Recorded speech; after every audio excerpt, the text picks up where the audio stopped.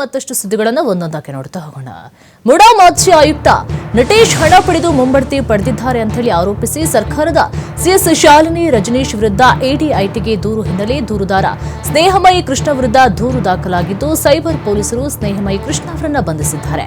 ಮುಡಾ ಮಾಜಿ ಆಯುಕ್ತ ಡಿಬಿ ನಟೇಶ್ ಅವರು ನಗರ ಪೊಲೀಸ್ ಆಯುಕ್ತರಿಗೆ ದೂರನ್ನು ಕೊಟ್ಟಿದ್ರು. 1.5 ಕೋಟಿ ಹಣ ನೀಡಿ ಮುಂಬಡ್ತಿ ನೀಡಿರುವುದಾಗಿ ಸ್ನೇಹಮಯಿ ಕೃಷ್ಣ ಅವರು ಸುಳ್ಳು ಆರೋಪವನ್ನ ಮಾಡಿದ್ದಾರೆ ಅಂತ ಹೇಳಿ ದೂರಿನಲ್ಲಿ ಉಲ್ಲೇಖವನ್ನ ಮಾಡಿದ್ರು. ಈ ಸಂಬಂಧ ಪ್ರಕರಣವನ್ನ ದಾಖಲಿಸಿಕೊಂಡು ಸಿಸಿಬಿ ಪೊಲೀಸರು ಸ್ನೇಹಮಯಿ ಕೃಷ್ಣ ಅವರನ್ನ ಬಂಧಿಸಿದ್ದಾರೆ.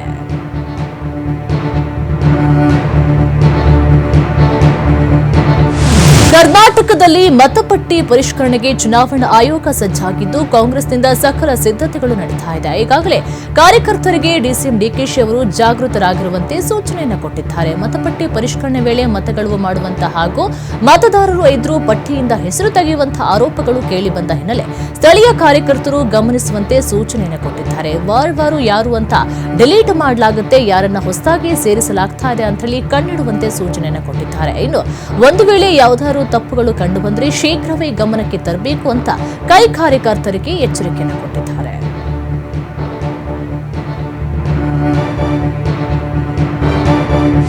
ಉಪಚುನಾವಣೆ ಹಾಗೂ ಪರಿಷತ್ ಗೆಲುವಿಗೆ ಬಿಜೆಪಿ ತಯಾರಿಯನ್ನು ಆರಂಭಿಸಿದೆ.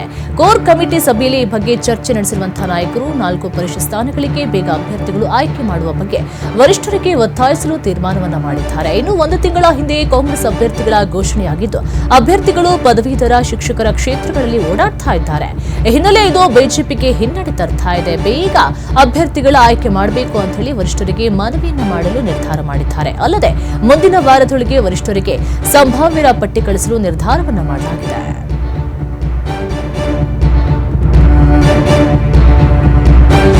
ದೇವಸ್ಥಾನದ ವಿಚಾರವಾಗಿ ಅಕ್ಕಪಕ್ಕದ ಗ್ರಾಮಗಳ ನಡುವೆ ಗಲಾಟೆ ನಡೆದಿದೆ. ಹಾವೇರಿ ಜಿಲ್ಲೆ ರಟ್ಟಿಹಳ್ಳಿ ತಾಲೂಕಿನ 2 ಗ್ರಾಮಗಳ ಮಧ್ಯೆ ಗಲಾಟೆ ನಡೆದಿದ್ದು 10ಕ್ಕೂ ಹೆಚ್ಚು ಜನರಿಗೆ ಗಾಯವಾಗಿದೆ. ಗ್ರಾಮಸ್ಥರ ಆಕ್ರೋಶಕ್ಕೆ 1 ಜೆಸಿಬಿ ಸೇರಿದಂತೆ 10ಕ್ಕೂ ಹೆಚ್ಚು ಬೈಕ್ಗಳು ಜಖಂಗೊಂಡಿದೆ. ಗುಡ್ಡದ ದುರ್ಗಮ್ಮ ದೇವಸ್ಥಾನ ನಮ್ಮದು ಅಂತ ಹೇಳಿ ಗಲಾಟೆ ಆರಂಭವಾಗಿದ್ದು ಬಳಿಕ ಗ್ರಾಮಸ್ಥರು ಪರಸ್ಪರ ಹೊಡೆದಾಡಿಕೊಂಡಿದ್ದಾರೆ. ಪ್ರಕರಣ ರಟ್ಟಿಹಳ್ಳಿ ಪೊಲೀಸ್ ಠಾಣೆಯಲ್ಲಿ ದಾಖಲಾಗಿದ್ದು 20 ಜನರನ್ನ ವಶಕ್ಕೆ ಪಡೆದುಕೊಂಡಿದ್ದಾರೆ.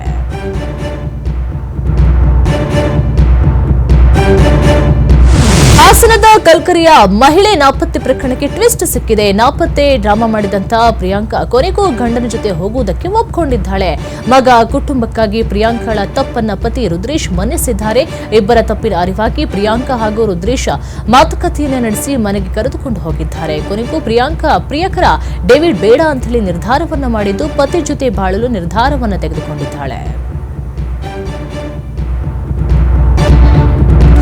ಭಾರತ ಪಾಕಿಸ್ತಾನ ಮಧ್ಯೆ ನಡೆದಂತಹ ಆಪರೇಷನ್ ಸಿಂಧೂರ ಕಾರ್ಯಾಚರಣೆಯ ವೇಳೆ ಇಲ್ಲಿವರೆಗೆ 6, 7, 8 ವಿಮಾನಗಳು ಹೊಡೆದು ಹಾಕಲಾಗಿದೆ ಅಂತ ಹೇಳಿ ಎಂದಿದ್ದ ಅಮೆರಿಕ ಅಧ್ಯಕ್ಷ ಡೊನಾಲ್ಡ್ ಟ್ರಂಪ್ ಈಗ ಆ ಸಂಖ್ಯೆಯನ್ನ ದಿಢೀರಂತ 11ಕ್ಕೆ ಏರಿಸಿದ್ದಾರೆ. ಗಾಜಾ ಶಾಂತಿ ಮಂಡಳಿಯ ಉದ್ಘಾಟನಾ ಸಭೆಯಲ್ಲಿ ಮಾತಾಡಿ 8 ಯುದ್ಧಗಳನ್ನ ನಾನು ಕೊನೆಗೊಳಿಸಿದ್ದೇನೆ ಅಂತ ಹೇಳಿ ತನ್ನ ಬೆನ್ನನ್ನ ತಾನೇ ತಟ್ಕೊಂಡಿದ್ದಾರೆ. ಬಳಿಕ ಭಾರತ ಪಾಕಿಸ್ತಾನ ಯುದ್ಧದ ಸಮಯದಲ್ಲಿ 11 ಜೆಟ್ಗಳನ್ನ ಹೊಡೆದು ಉರುಳಿಸಲಾಗಿದೆ. ಕಾದಾಟ ಮುಂದುವರೆಸಿದ್ರೆ 2 ದೇಶಗಳ ಮೇಲೆ 200% ಅಷ್ಟು ಸುಂಕವನ್ನು ವಿಧಿಸುವಂತಹ ಬೆದರಿಕೆ ಹಾಕಿದ್ದೆ ಅಂತ ಹೇಳಿದ್ದಾರೆ.